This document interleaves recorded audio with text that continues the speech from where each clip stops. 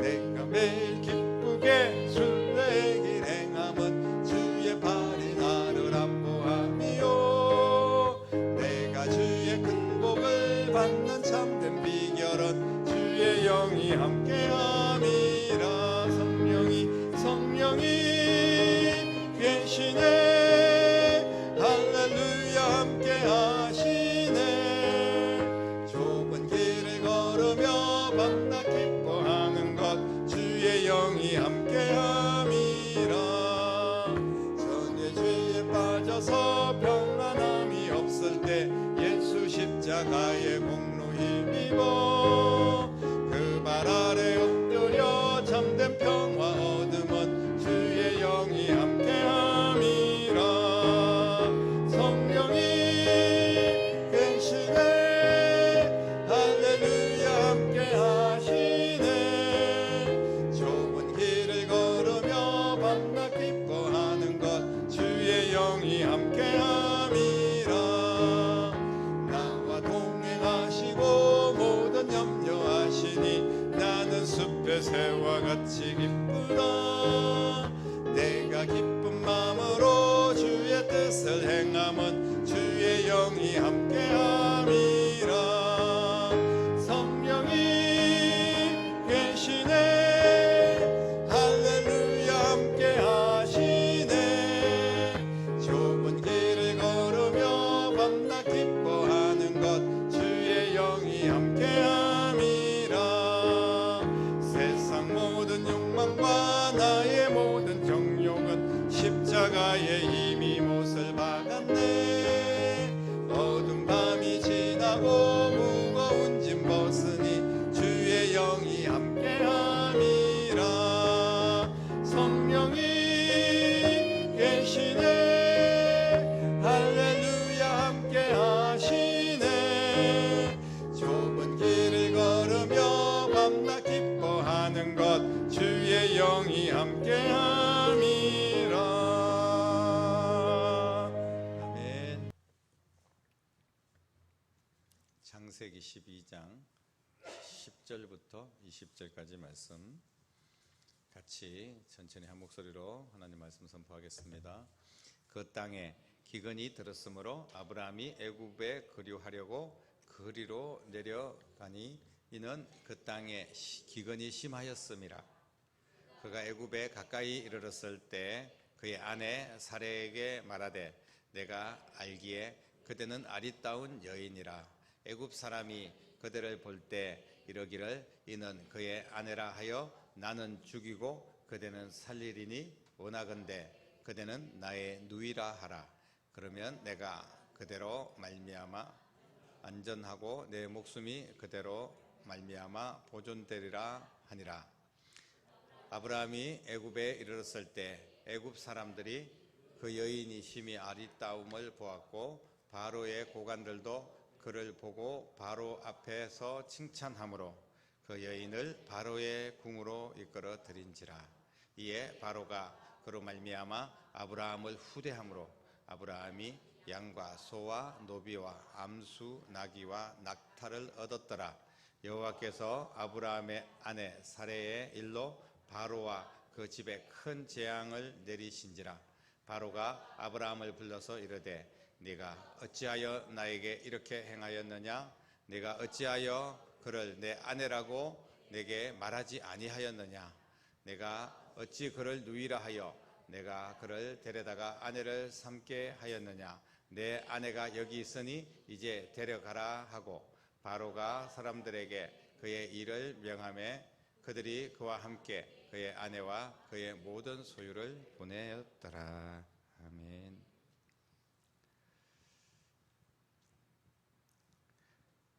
아브라함이라면 믿음의 조상이라고 이야기하고 너는 복이 될지라 이렇게 해서 복의 근원으로 우리가 이해를 합니다.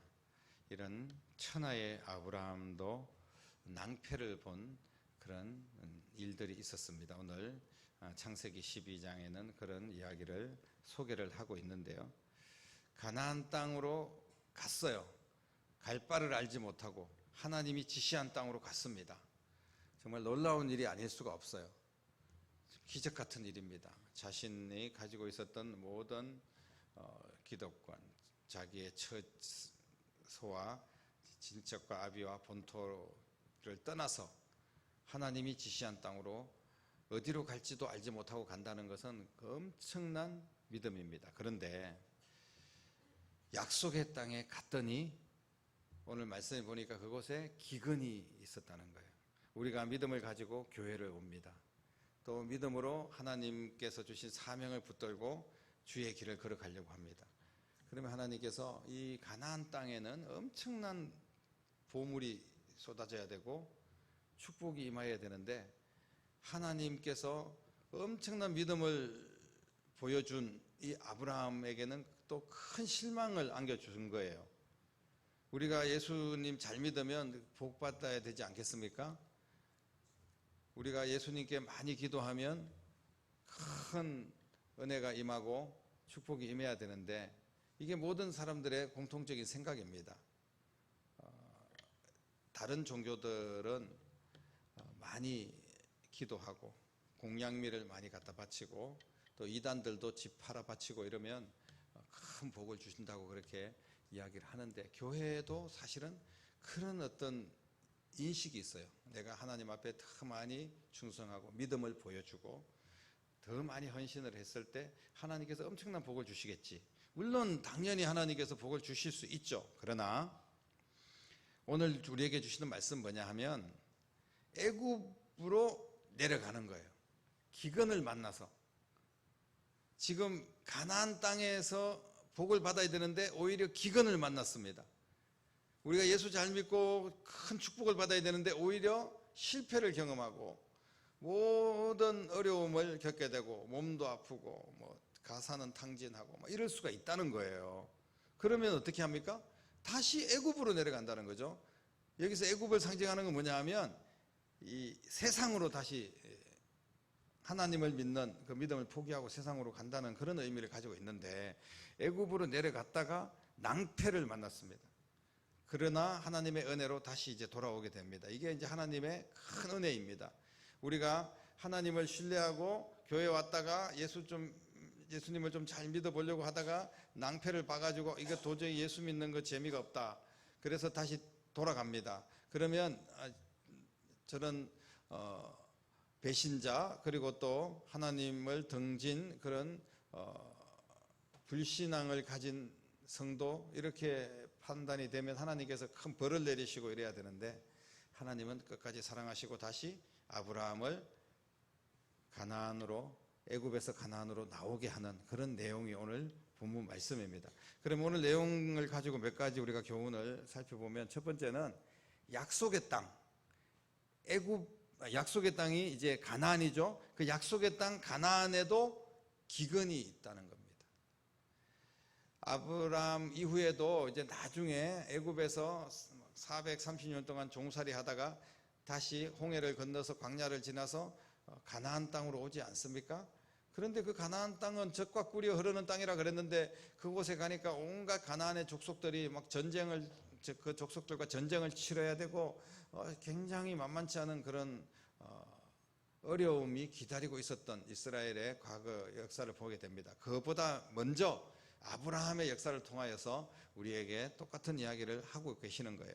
약속의 땅에도 기근이 있다는 겁니다. 모순이죠. 하나님께서 지시한 땅으로 가고 하나님이 시키는 대로 하나님 말씀에 순종하여 가면 잘 돼야 되는데 오히려 여러 가지 어려움을 만날 수가 있습니다. 이 기근이란 말하고 약속의 땅이라는 말은 어울리지 않는 그런 말입니다. 약속의 땅은 풍년과 풍요가 가득한 곳이어야 되는데 그런데 약속의 땅에 기근이 들었다는 거예요. 우리의 생각은 당연히 풍요로워야 되지만 이것은 우리의 생각일 뿐이고 하나님의 뜻이 아닐 수가 있다는 겁니다. 무조건 믿으면 잘 된다. 무조건 예수님 잘 믿는 집안은 다 형통하고 자식들도 무조건 잘 된다. 이런 것은 잘못된 생각입니다. 왜냐하면 성경이 그렇게 말씀을 하고 있어요. 약속의 땅에도 기근이 있을 수가 있다는 겁니다. 믿는 사람들은 만사가 형통해야 됩니다. 그런데 아브라함처럼 우리도 고난을 만나고 기근을 만나니까 시험에 빠진다는 거예요. 하나님의 능력을 의심하게 되고 다시 애굽으로 내려가는 그런 어처구니 없는 행동을 할 때가 있습니다. 사랑하는 성도 여러분, 하나님은 아브라함이 평탄한 길에서뿐 아니라 황폐하고 기근이 있는 곳에서도 하나님을 신뢰하기를 원하신 줄로 믿으시기를 바랍니다. 똑같이 우리에게도 좋을 때뿐 아니라 정말 힘들 때, 아플 때, 실패했을 때, 그때도 그 자리에서 하나님을 신뢰할 수 있기를 주님은 원하고 계시는 줄로 믿으시기를 바랍니다. 이미 우리는 약속된 하나님의 백성입니다. 하나님의 소유, 하나님의 나라를 소유한 그런 귀한 하나님의 자녀들입니다. 그럼에도 불구하고 우리의 인생에 위기가 찾아올 때가 있고 고난이 올 때가 있습니다. 여러분, 그러나 하나님께서는 고난 가운데서도 하나님을 찬양하기를 원하시는 줄로 믿으시기를 바랍니다. 현재 고난은 장차 올 영광과 좋게 비교할 수 없기 때문에 우리가 교회에서도 때로는 헌신할 때도 때로는 열심히 선교를 할 때도 오히려 위기가 있을 수 있습니다. 그렇다고 해서 다시 세상으로 다시 애굽으로 가서는 안 된다는 것을 오늘 성경은 우리에게 말씀을 하고 있습니다. 믿음이 환경에 따라서 변질되면 됩니까? 믿음이 시간이 지나면 변질되는 것이 믿음입니까? 금보다 귀한 믿음이라고 했는데 우리가 믿음이 수시로 그냥 이랬다 저랬다가 내 컨디션에 따라서 막 믿음이 1이 됐다가 10이 됐다가 이렇게 돼서 되겠습니까? 오늘 아브라함이 천하의 아브라함도 그런 경우를 만났습니다. 4절에 보니까 아브라함이 기근을 피해서 애굽으로 내려가는 내용이 나옵니다. 하나님의 약속을 신뢰하지 못하고 애굽 가면 좀 애굽이 더 좋은 동네니까 먹고 살만한 일이 있지 않겠는가 그렇게 찾아갑니다. 가는데 가는 길에 엄청난 일들이 일어나죠.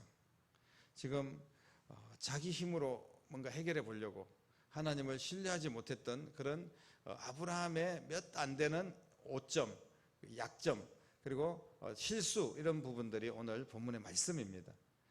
대부분 아브라함은 전적으로 하나님을 신뢰하죠. 이런 것들이 쌓여서 결국은 이삭을 갖다가 바치는 그런 믿음에까지 성장하게 되는데 아무튼 지금 현재 아브라함은 불신의 사람,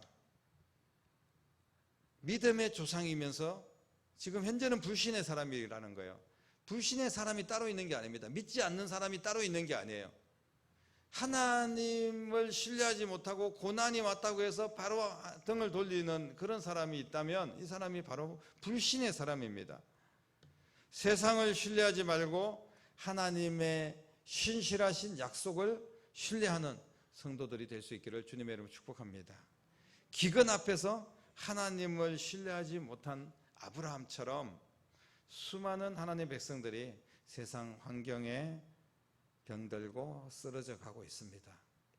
하나님 앞에서 변절자가 되지 마시고 끝까지 어떤 경우에도 하나님을 신뢰하는 하나님의 백성들이 될 때 반드시 하나님께서 우리를 축복하여 주실 줄로 믿으시기를 바랍니다.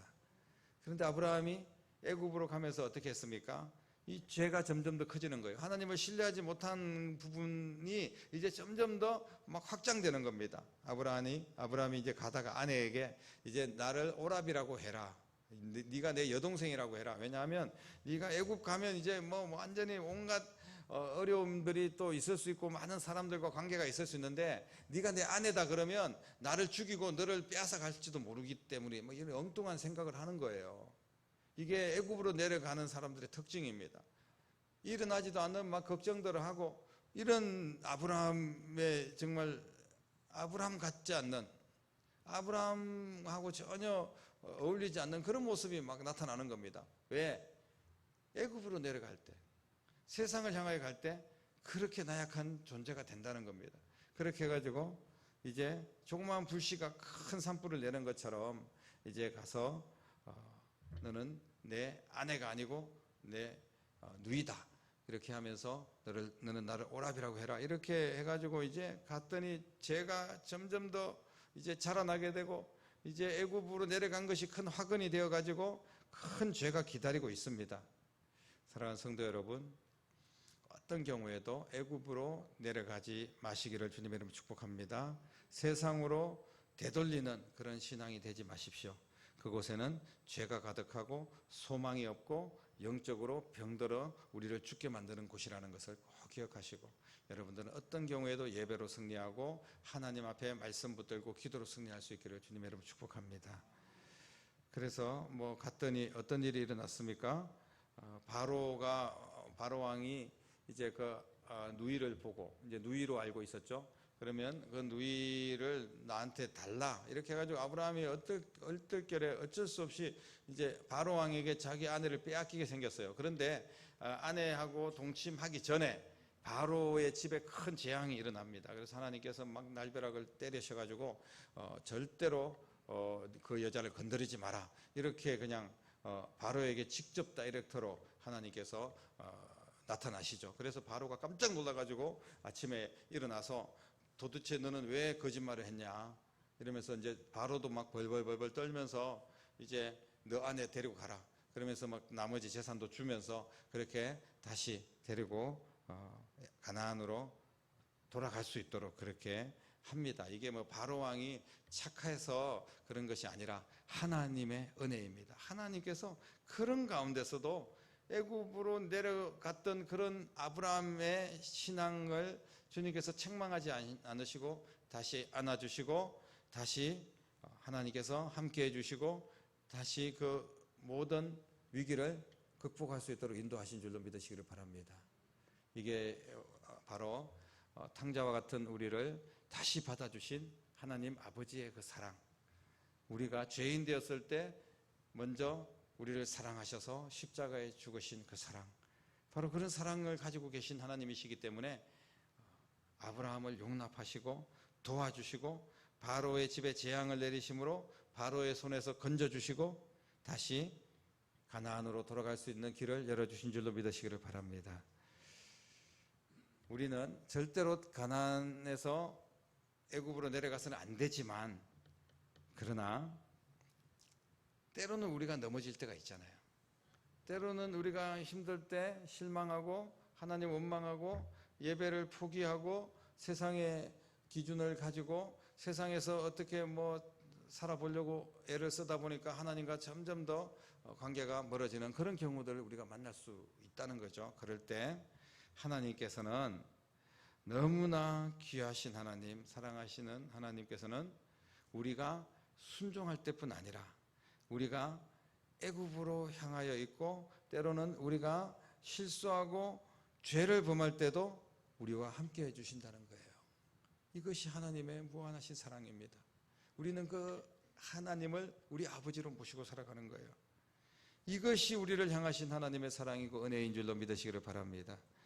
자식이 잘못을 했어도 받아주는 부모님의 모습에서 조금이나마 하나님의 사랑을 우리는 느낄 수가 있습니다. 그런데 그것은 너무나 하나의 모델로 살짝 보여주는 겁니다. 부모가 자식을 사랑하는 것은 하나님이 우리를 사랑하는 것과는 비교할 수 없죠.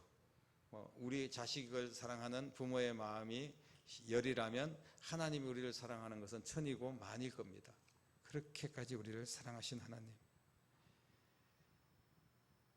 그럼에도 불구하고 그래서 이제 많은 사람들 우리는 마음대로 애굽 내려가고 내 마음대로 살면 하나님이 그래도 사랑하시니까 우리를 받아주시겠지. 그냥 세상에서 허랑방탕하게 살다가 다시 아버지 앞에 돌아가면 막 가락지 끼워주고 잔치 베풀어 주시겠지.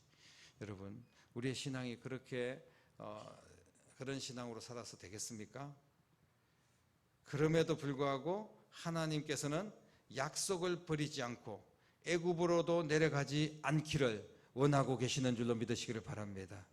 그렇게 순종하며 하나님을 바라보는 성도들을 축복하시기 위해서 지금도 하나님께서는 우리를 주목하고 계시고 우리를 향하여서 응원하고 계신다는 사실을 꼭 기억하십시오.